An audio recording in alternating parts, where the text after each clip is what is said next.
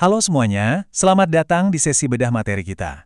Hari ini kita bakal ngebahas sesuatu yang jujur aja, sering banget kita lewatin tiap hari, padahal dampaknya itu masif banget buat hidup kita.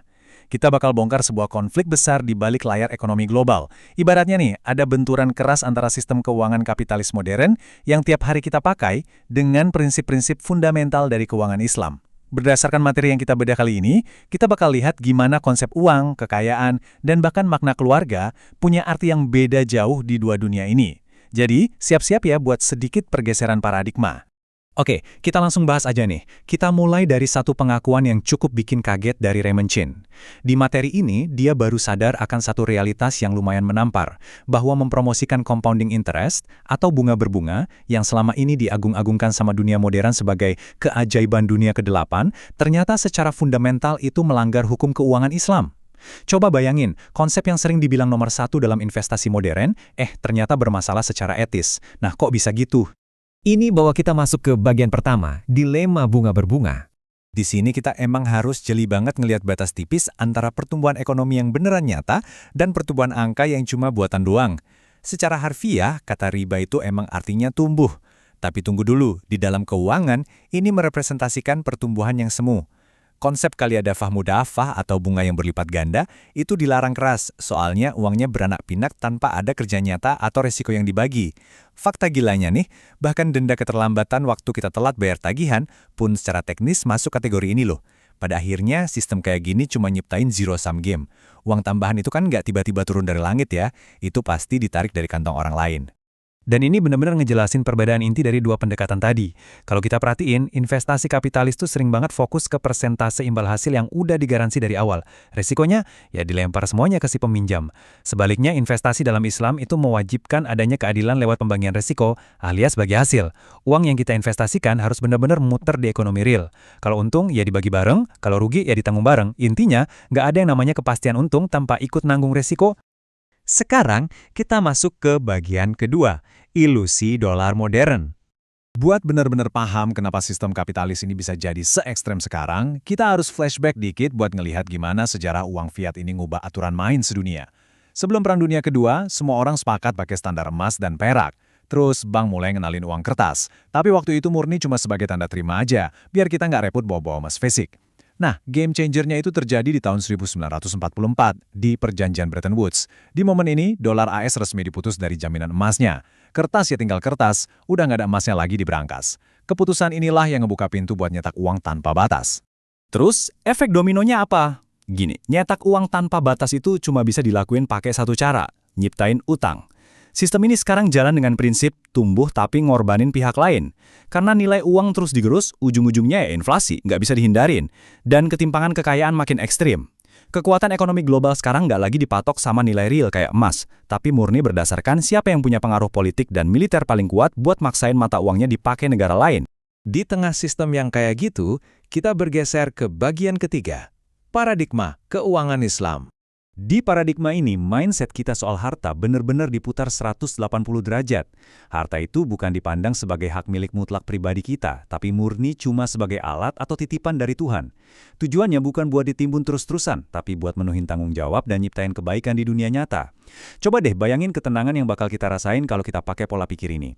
Stres atau rasa cemas berlebihan takut jatuh miskin itu perlahan bakal hilang. Soalnya kita sadar uang itu cuma alat, bukan tujuan utama hidup kita.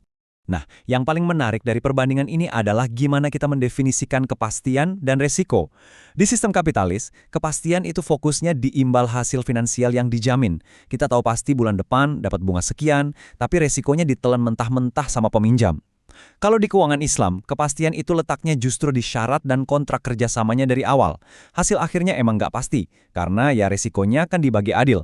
Selain itu, uangnya nggak boleh dipakai buat hal spekulatif yang cuma ikut-ikutan tren pasar, tapi harus diikat ke bisnis real yang emang beneran produktif.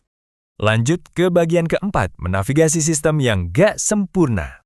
Kita juga realistis, sumber materi kita ini ngakuin kalau kita sekarang hidup di sistem ekonomi yang emang saling terkait erat dengan kapitalisme. Jadi apa langkah actionable yang bisa kita lakuin? Ada 3 cara nih. Pertama, investasi gede-gedean di skill dan edukasi diri kita sendiri dulu. Kedua, bersihin rekening bank kita. Jujur aja kan susah yang ngehindarin bank. Nah, kalau kalian dapat bunga yang nggak bisa ditolak, donasiin aja buat bangun fasilitas umum. Jangan dipakai buat kepentingan pribadi. Ketiga, jadilah semacam venture capital atau pemodal ventura. Cari orang-orang nyata yang punya bisnis real dan danai mereka pakai konsep syirkah atau bagi hasil, biar uangnya muter di masyarakat luas. Nah, angka 10 juta rupiah ini jadi patokan atau kind of rules yang menarik banget dari Raymond. Aturannya simpel. Kalau penghasilan aktif bulanan kalian masih di bawah angka ini, tingkat pengembalian paling tinggi buat kalian itu bukan dari return saham atau reksadana, tapi dari berinvestasi ke kecerdasan dan kemampuan kalian sendiri. Bukannya nggak boleh mulai investasi finansial ya, kalian tetap bisa nyisi nominal kecil buat ngebangun kebiasaan aja. Tapi fokus dan energi utama kalian wajib ditaruh untuk naikin active income kalian dulu. Akhirnya kita masuk ke bagian kelima, sekaligus yang paling ngena menurut saya, mendefinisikan ulang investasi tertinggi. Kita bakal shift pembicaraan dari uang ke sesuatu yang lebih bermakna. Coba deh, renungin pertanyaan provokatif ini baik-baik. Apakah anak-anak kalian itu sebuah investasi finansial? Jujur aja, budaya kita kadang secara nggak sadar naruh ekspektasi kalau anak itu adalah pengganti dana pensiun pas kita tua nanti. Tapi mari kita bedah perspektif yang jauh lebih dalam dari sumber kita. Anak itu emang beneran investasi, tapi sama sekali bukan wujudnya ATM berjalan atau nilai moneter. Mereka itu adalah investasi spiritual buat akhirat nanti. Lewat mendidik anak biar jadi orang yang soleh dan baik, orang tua sebenarnya lagi ngebangun passive income yang paling abadi. Cuma bedanya, yang ngalir terus-terusan itu bukan uang tunai, melainkan pahala dan kebaikan yang gak ada putusnya.